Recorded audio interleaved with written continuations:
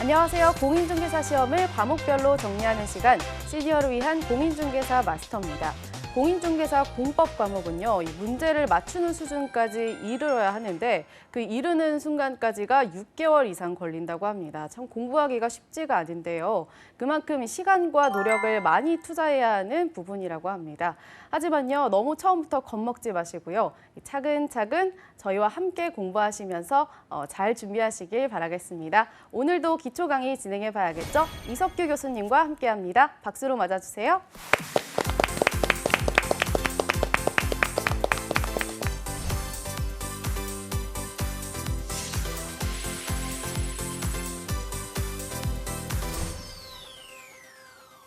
안녕하십니까. 부동산 공법 이석규입니다. 오늘은 제3강 용도 지역, 용도 지구, 용도 구역제에 대해서 강의를 하겠습니다. 객관식 출제 빈도가 가장 높은 영역이기도 하고, 그다음 실질적으로 우리가 토지 위에 건축물 짓기 위해서는 용도 지역, 지구, 구역 제도를 모르면 잘 힘듭니다. 그래서 토지를 보는 안목이 법과 제도를 알아야지만이 이 토지가 어떤 용도로 이용할 수 있는지 감이 오는 거예요. 그래서 이 용도 지역, 지구, 구역에서 용도 지역 제도가 제일 중요하고, 용도 지역 관련된 문제는 안 나올 수가 없어요. 그 다음에 이제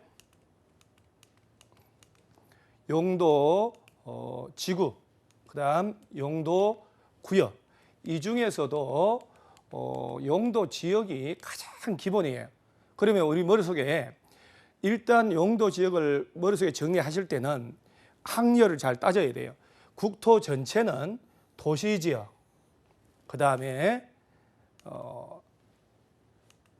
관리지역, 그 다음 농림지역, 그 다음에 자연환경보전지역에 4개의 용도지역으로 구분되어 있어요. 그러니까 우리 모든 국토는 좀 전에 얘기한 4개의 용도 지구 중에 하나로 다 구분 지정되어 있다는 것, 그걸 아셔야 되는데, 객관식 시험에서 이 용도 지역의 시험 문제 스타일은 여러 가지가 있습니다만, 첫 번째, 용도 지역별 개념을 틀리게 해서 답 찾아라 하든지, 특정 용도 지역 안에서 건축물 지을 수 있는 것 없는 것 찾아보라.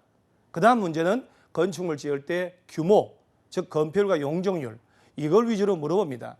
그러면 특정 지역을 도시지역으로 이렇게 지정을 했다라고 할 때, 이 도시지역은 서울시에서 어디를 대상으로 하느냐? 인구와 산업이 밀집이 되어 있거나 밀집이 예상되어 당해 지역에 대한 체계적인 개발, 정비, 관리, 보전이 필요한 지역. 그러면 머릿속에는 개념을 묻는 문제 나온다 하면 인구, 산업이 밀집된 곳이다. 그러면 도시적으로 지정하는구나. 여기서 하나, 밀집이 예상되어라는 말은 어떤 지문에 주의하시냐면, 용도 지역은 현재의 이용 실태만을 중심으로 지정한다라고 하면 틀리는 거예요. 밀집이 예상된 곳도 지정하기 때문에 미래 이용 가능성을 위해서도 도시지역 지정될 수도 있다는 것.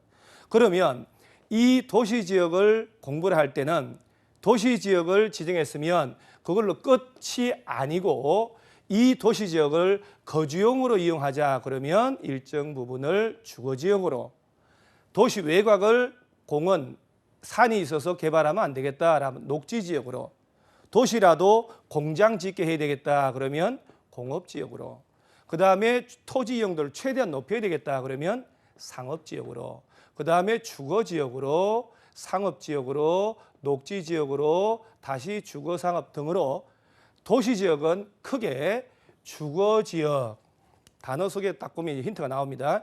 그 다음에 상업지역, 그 다음에 공업지역, 그 다음에 녹지지역으로 구분돼요. 그러니까 머릿속에는 우리가 늘상 접할 수 있는 주거지역, 상업지역, 공업지역, 녹지지역이라는 개념은 미리 도시지역으로 지정했을 때만 얘들이 존재하는 거예요. 그러면 이번 28회 시험에서 보다시피 아주 쉬운 문제가 나오는데, 다음 중 도시지역이 아닌 것 찾아보시오, 이런 스타일도 나온단 말이에요. 그럼 도시지역이 아니라는 얘기는 주거지역이라든가 상업지역, 공업, 녹지지역이 아닌 관리지역이나 농림지역을 찾으라는 얘기예요. 너무 쉬운 문제가 나온 거예요. 그 다음 도시지역을 지정했을 때 주거지역을 주거지역이라고 딱 지정하고 그냥 난개발하게 놔두느냐, 그게 아니고 주거지역은 다시 전용주거지역으로, 일반주거지역으로, 준주거지역으로 또 나누어져요. 그러니까 주거지역은 종류가 일단 전용주거지역이라는 게 있고 일반주거지역이 있고 준주거지역이 있다 이 말이에요. 그러면 토지 이용의 관점에서 볼 때 저 중에 땅값이 어디가 제일 비쌀까라고 할 때 땅값이 비싸다는 얘기는 규제가 그만큼 약하고 개발 가능성이 높다는 얘기거든요. 그러면 땅값이 별로 비싸질 않아. 그러면 국가가 규제를 2중, 3중을 하기 때문에 토지 이용도가 떨어진다는 얘기예요. 그러면 이 중에는 준주거지역이 제일 좋은 땅입니다. 주거지역 중에서는. 왜냐하면 준주거지역은 주로 전철 역세권 주변을 대상으로 하고 주거용 건물도 짓지만 업무용, 상업용 건물도 같이 지을 수 있어요. 용적률도 제일 높아요. 500%까지. 그러니까 시험을 낼 때는 자, 도시지역의 주거지역 했을 때 자, 전용 주거지역은 또 1종과 2종으로 또 나눠집니다. 그러니까 공부를 할 때 처음에는 얼마나 힘들겠습니까? 낯설고. 그러면 전용은 1종, 2종, 일반 주거는 1종, 2종, 3종으로 나눠져요. 자, 여기서 객관식 문제를 잘 냅니다. 자, 일반 주거지역의 3가지 종류를 개념 정리했고 전용 주거지역이 2가지가 있는데 1종 전용 주거지역은 단독주택 중심의 양호한 주거 환경을 보호할 목적, 2종은 공동주택 중심의 양호한 주거 환경을 보호한다는 개념은 공통 개념이에요. 주거균이 형성되어 있는데 이걸 훼손하고 개발을 못하게 계속 보호할 목적이에요. 그러면 전용주거는 2가지니까 단독 아니면 공동이라고 구분하시고 일반 주거지역은 편리하게 신도시로 조성할 목적이다. 그러면 보호하냐 조성하냐 새로 지어나가는 거예요. 그래서 우리가 300만 평의 신도시를 조성할 때 아파트를 고층 아파트를 계속 짓고 있다. 거의 대부분이 3종 일반 주거예요. 그다음에 중층 아파트가 짓고 있으면 2종 일반 주거지요. 3, 4층의 빌라라든가 고급 단독주택 짓고 있으면 1종 일반 주거예요. 그러면 일반 주거 지역이 종류가 3가지인데 자, 1종은 저층주택 중심이란 말 나와요. 저층이라는 것은 주로 4층 이하를 말합니다. 그러면 자, 뒤집어서 1종 일반 주거 지역에 지을 수 있는 것 고르시오, 없는 것 고르시오 나오면 아파트는 5개층 이상의 공동주택을 아파트라고 분류해요. 그러면 여기서는 아파트를 지을 수 있을까 없을까요? 없지요. 4층 이하만 지어야 되기 때문에. 그래서 저층주택 중심으로 새로이 조성, 지어 나가려면 1종 일반적으로 지정하는 거예요. 서울시에서. 그 다음에 2종은 중층주택 18층 이하를 지을 때. 그러면 아파트가 지어진 것이 15층, 6층으로만 쭉 지어졌다. 그러면 추측을 할 때 이 동네는 2종 일반주거지역이구나. 그 다음에 3종은 중고층인데 시험 문제 공부할 때는 3가지니까 저, 중, 고 이렇게 외우면 돼요. 층주택 중심의 공통으로 편리하게 조성할 목적으로. 자, 그러면 여기서 공부를 기본적으로 2-3번 해놓으면 객관식 문제를 만들 줄 알아야 돼요. 어떻게 내냐면은 1종 일반주거지역은 저층주택 중심인데 이걸 갖다 붙이는 거예요. 단독주택 중심의 편리한 주거 환경을 조성하기 위해 필요한 지역을 말한다. 이런 식으로 만든다는 얘기예요. 그럼 그럴 때 아니야. 저층주택이라고 그랬는데 왜 단독이야? 하고 답을 찾아야 되는 거예요. 그래서 일반 주거는 3가지로 나눈다. 저, 중, 고. 전용 주거는 단독 아니면 공동주택에 따라서 1종, 2종. 전용은 2개, 일반 주거는 3개. 이런 식으로 전용 주거, 일반 주거를 세분해서 관리를 하는 거예요. 그래서 이런 건축물은 지을 수 있다, 없다라고 규제하기 위하여. 그 다음에 준주거 지역은 보세요. 주거 기능 위주로 이를 지원을 하는 상업 및 업무 기능의 보완을 위하여라고 하니까 주거용 주택만 짓는 게 아니고 상업용, 업무용 빌딩도 지을 수 있게 해줍니다. 그러니까 그런 빌딩은 토지 이용도 높여야 되니까 건폐율이 70%까지 최대 주고 용적률은 500%까지 줍니다. 용적률이 500%라는 얘기는 주어진 대지의 5배만큼의 연면적을 지을 수 있는 거예요. 그러면 대지가 여기서는 100평이면 만약에 건축 면적을 50평으로 지으면 10층까지 지을 수 있는 땅이에요. 그러면 똑같은 용도를 도시적인데 1종 전용 주거는 용적률이 100%밖에 주어지지 않아요. 그러면 도로를 기준으로 왼쪽 땅은 준주거지역, 오른쪽은 일종 전용주거지역. 그러면 일종 전용주거지역은 용적률이 100%란 얘기는 대지가 100평이면 연면적은 100평밖에 못 짓는다는. 그러면 50평짜리로 달랑 2층밖에 못 지어요. 똑같은 도시지역도 여는 평당 1,000만 원, 평당 2, 300 이렇게 가는 거예요. 다 이유가 있는 거예요. 그러니까 전용주거나 일반주거는 그만큼 주거용으로 이용하기 위한 의도가 강하다는 얘기예요. 그런데 준주거는 주거용으로 이용할 의도도 있지만 업무용, 상업용 의도도 있다는 얘기예요. 그러면 이제 머릿속에 주거지역은 공부를 할 때 전용, 일반, 준 해놓고 1종, 2종, 1, 2, 3 개념 딱 구분하는 거예요. 반복을 하셔야 돼요. 그러지 않으면 외워지지 않고 객관식 문제 자꾸 헷갈려요. 그 다음에 상업지역은 또 중심상업, 일반상업, 근린상업, 유통상업 4개로 종류가 나눠지는 거예요. 그러면 이 4개 상업지역 중에 땅값이 어디가 제일 비쌀까? 그 얘기는 토지 용도가 제일 높은 곳이 어딜까라고 하는 거예요. 중심상업지역은 단어를 그렇게 썼을 뿐더러 용적률이 최대 1,500%까지 허용합니다. 대지 면적의 15배만큼의 연면적을 지을 수 있어요. 그럼 100평의 땅이 있으면 50평짜리 건축 면적을 지으면 30층까지 지을 수 있는 곳이 바로 중심상업지역이에요. 그래서 중심상업지역은 도심, 부도심화 시키려고 존재하는 거예요. 그러면 상업지역의 객관식 문제 나올 때 개념을 여기는 틀리면 안 되는 게, 자, 도심, 부도심 단어 딱 나오면 중심상업 외워놓으면 일반 상업은 일반적인 상업 업무라고 되기 때문에 일반이라는 단어가 들어갔잖아요. 그 다음에 근린상업은 보통 우리가 보는 상업지역은 일반상업 아니면 근린상업지역이에요. 근린상업은 근린지역에서 일용품 서비스 공급이라고 됐는데 주로 큰 재래시장 등을 대상으로 지정을 한단 말이에요. 그럼 객관식 문제 나올 때 근린지역에서라고 나왔으니 당연히 근린상업이죠. 그 다음에 유통상업은 도시 내 지역 간 유통기능, 객관식에서 유통기능이라는 단어 들어갔으니까 유통상업, 근린지역, 일반 이 3개는 틀릴 수가 없는 거예요.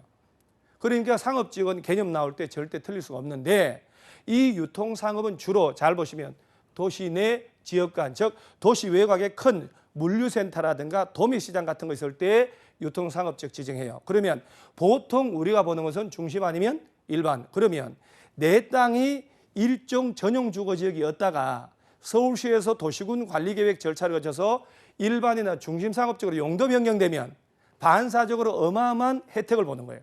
땅값이 엄청 뛰겠지요. 그래서 이걸 인위적으로 용도 변경한다라고 해서 사기치고 하는 사람들도 있는 겁니다. 그래서 상업적은 일단 중일, 건유 이렇게 하다 보면 익숙해져요. 4가지가 있다는 것. 그 다음에 공업지역은 지을 수 있는 공장의 종류에 따라서 전용, 일반, 준공업으로 나눠지는데 당연히 중화공장이나 공해가 나오는 공장을 짓는 것이 바로 전용공업이에요. 그러면 이런 데는 개인들이 땅 사봐야 의미도 없고 토지 이용할 수가 없는 거예요. 그 다음에 환경을 저해하지 않는 공업 배치라는 얘기는 환경 오염 물질이 안 나오는 첨단 IT 산업을 위한 공장 같은 거 짓는 땅이에요. 그러면 기업에서는 중화공장을 지으려고 부지를 100만 평 필요로 한다. 그럼 어디를 알아보냐면 도시지역 중 전용 공업지역을 알아봐야 되는 거예요. 이 외에는 이걸 못 짓는다는 얘기예요.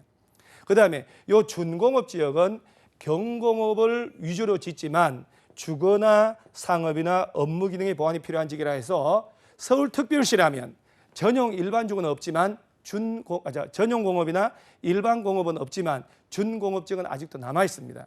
그래서 일반인들이 볼 때 준공업지역의 땅이라면 땅을 사서 공장을 굳이 안 지어도 근로자를 위한 주택, 원룸, 오피스텔 이런 걸 더 지을 투자 목적이라면 괜찮다는 거예요. 그래서 공업지역 중에 제일 좋은 땅이 준공업, 상업지역은 중심상업, 주거지역은 준주거지역입니다. 그 다음에 녹지지역은 규제의 강도에 따라서 보전녹지, 생산녹지, 자연녹지인데 이 중에 자연녹지가 그래도 제한적으로다가 개발이 허용된다라고 해서 녹지 중에 제일 좋은 땅입니다. 그래서 자연녹지 땅이 매물로 나오면 일단 관심을 두시기 바랍니다. 그 다음 보전녹지는 도시지역 중에서도 자연환경이나 경관, 산림, 녹지 공간을 보존할 목적이라고 되어 있으니까 규제가 그만큼 셉니다. 따라서 이 땅들은 수십 년 가야 된다라고 하셔야 돼요.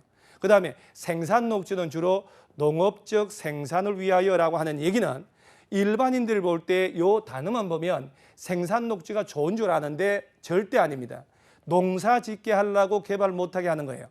따라서 녹지 중에 규제 제일 센 데가 보전, 그 다음 생산, 그 다음에 제일 약하고 나중에 주거용지로 용도 변경할 수 있는 것이 바로 자연녹지입니다. 그래서 자연녹지는 괜찮은 땅인데 우리가 지자체에서 아까 도시군관리계획 지난 시간에 배웠는데 이 용도를 서울시에서 바꾸기 때문에 4년마다 선거할 때 서울시장이 공약으로 이 규제 센 걸 주거적으로 바꾼다고 하는 사람 나올 수 있으니까 우리 잘 가보시면 서울시 외곽에 얘들이 전부 개발제한구역으로 지정되어 있을 거예요. 그린벨트로. 왜 그럴까? 개발제한구역은 국토교통부 장관만 지정하고 해제를 하거든요. 그래서 지자체에서는 녹지를 개발용도로 변경하고 싶으면 중앙정부에다가 그린벨트를 해제해 주세요 먼저 해야 돼요. 따라서 중앙정부에서는 지자체에서 보전 녹지의 보전 용도의 땅을 난개발하는 걸 막으려고 이중으로 이 땅들을 주로 그린벨트로 묶어놓은 거예요. 그래서 우리가 시스템이 돌아가고 있는 거거든요. 자, 여기까지는 도시지역. 그러면 도시지역이 아닌 것 골라봐라 하면 얘네들이 아닌 것.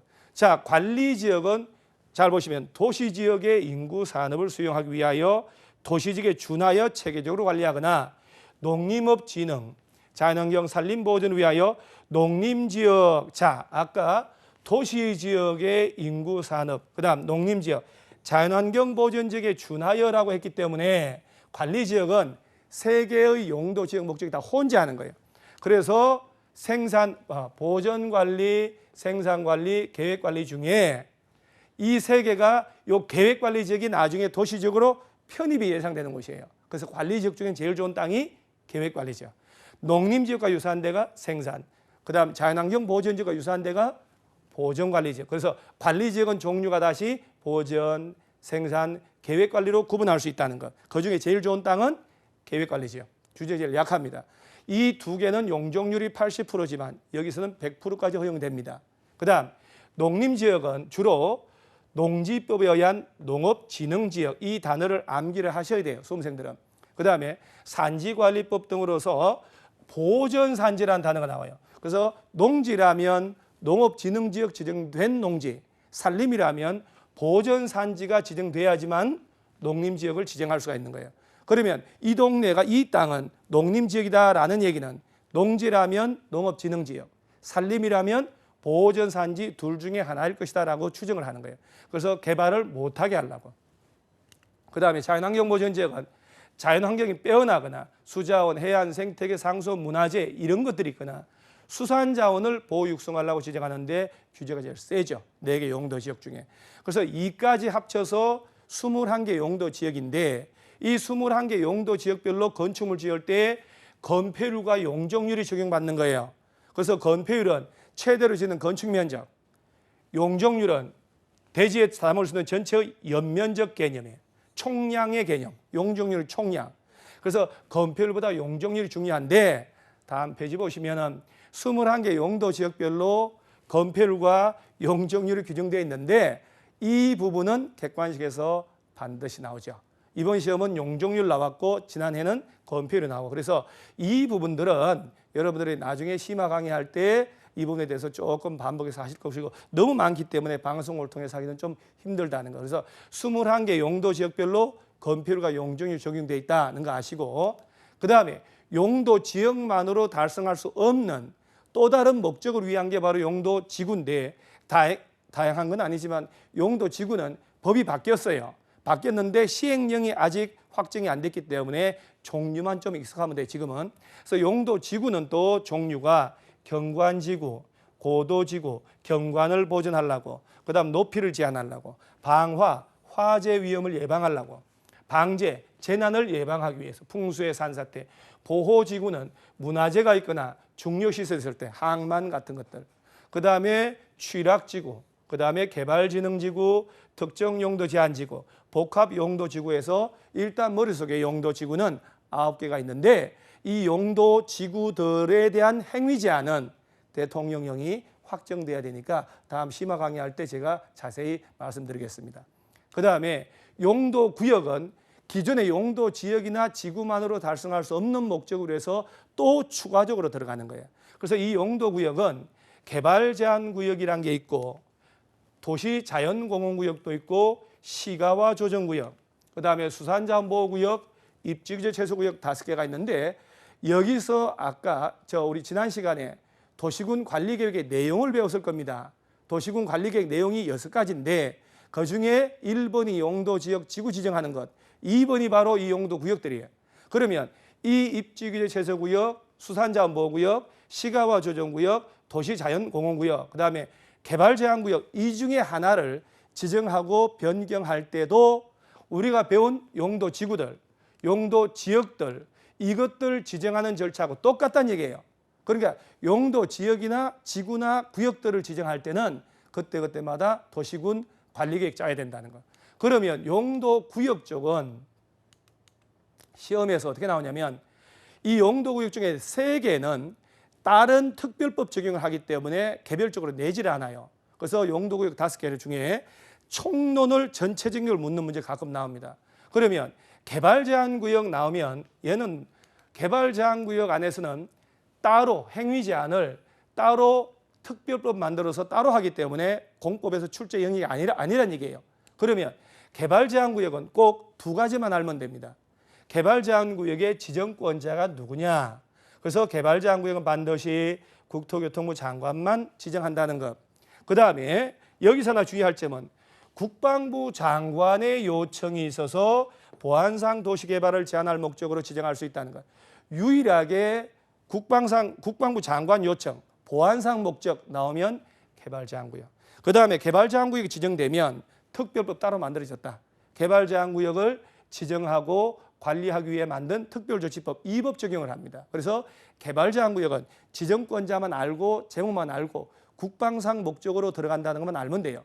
그 다음에 도시자연공원구역도 따로 법률로 정하기 때문에 지정권자만 알면 돼요. 그래서 얘는 국토교통부 장관이 지정한다 그러면 틀리고 시도지사나 대도시시장 그러면 부동산 공법은 항상 이런 주체가 나오는 거예요. 그 다음에 시가와 조정구역은 개별로 나올 수도 있어요. 그래서 시가화되는 걸 유보시킬 목적이다. 그래서 꼭 유보기간 암기하셔야 됩니다. 짧게는 5년, 길게는 20년 내에서 시가화를 유보할 목적인데 이 시가와 조정구역은 도시지역과 주변 지역의 무질서한 시가화를 방지하기 위해 지정하는 건데 이것 지정권자가 시도지사도 가능하지만 예외적으로 국토교통부 장관도 가능하다는 것. 지금 구역 3개 중에 지정권자가 벌써 헷갈리기 시작하잖아요. 다 다르단 말이에요. 그래서 시가와 조정구역은 유보기간 외워놓는데 만약에 20년 최대 시가와 조정구역 지정되면 20년 동안 법에 정한 허가 대상 외에는 일체 건축을 못해요. 그 다음 독특한 것은 유보기간이 끝나면 다음날 자동으로 실효된다는 것도 알아놓으셔야 돼요. 그래서 지정실효라고 해서 시가와 유보기간이 만료되면 그 다음날 시가와 조정구역은 자동으로 풀려버린다는 것. 그 다음에 수산자원보호구역은 즉 바다, 공유수면을 대상으로 하기 때문에 국토교통부 관할이 아니에요.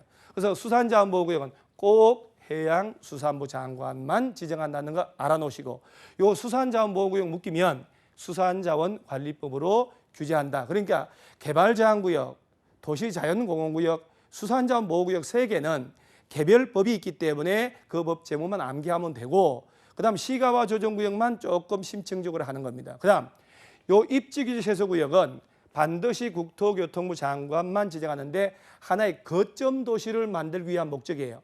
그러면 얘는 어디를 대상으로 하냐 할 때 이 중에 제일 나올 만한 게 3개 이상의 노선이 교차하는 대중교통 결절지로부터 1km. 자, 그렇다면 3개 이상을 2개 이상으로 한번 낸 적이 있거든요. 자, 3개 이상의 노선이 교차하는 대중교통 결절지 나오면 1km, 이걸 3km, 5km라고 장난을 치는 거예요.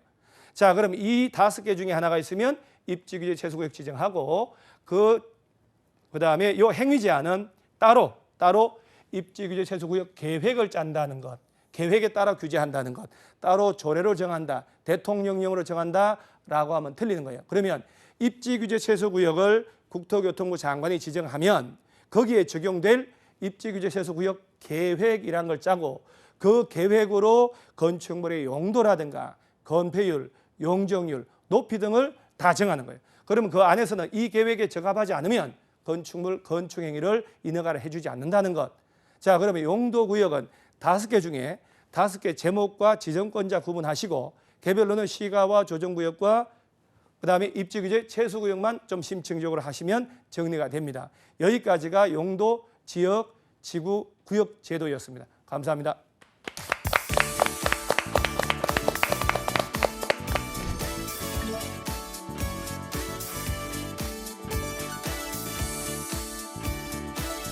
네, 이석규 교수님의 열띤 강의 잘 들었습니다. 오늘은 용도, 지역, 또 구역, 또 지구 제도에 대해서 알아봤는데요.